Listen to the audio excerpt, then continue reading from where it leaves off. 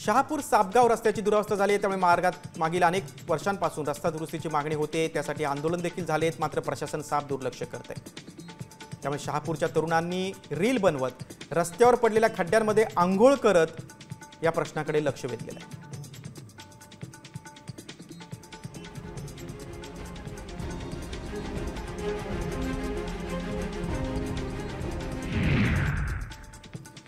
वसईचे माजी पालिका आयुक्त अनिल कुमार पवार कोट्यवधींचे धनी असल्याचं उघड झालंय। नाशिकच्या सटाणामध्ये कोट्यवधींची मालमत्ता तर पुण्यात 2 कोटींचा आलिशान फ्लॅट जप्त झालेला आहे। पांडवलेणी डोंगरामागे प्लॉट हा आईच्या नावे गिफ्ट घेतल्याचं देखील उघड झालेलं आहे।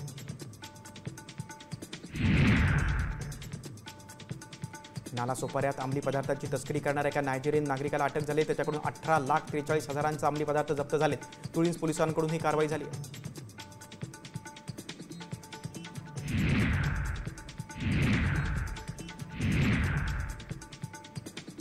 ठाण्यात वारंवार वीज पुरवठा खंडित होतोय, त्यामुळे उद्योजक हैराण झाले। थेट गुजरातला स्थलांतराचा इशारा दिलाय। ठाण्यात महावितरणचे अधिकारी आणि उद्योजकांची बैठक झाली। समस्यांवर 2 महिन्यात तोडगा काढण्याचं आश्वासन अधिकाऱ्यांनी दिले।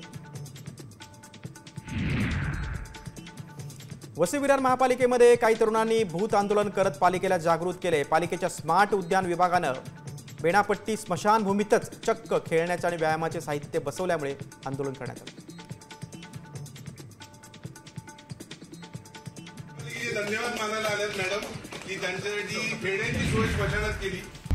आता isakal.com आहे देशातील नंबर 1 ची मराठी न्यूज वेबसाईट। प्रत्येक अपडेटसाठी isakal.com ला नक्की भेट द्या।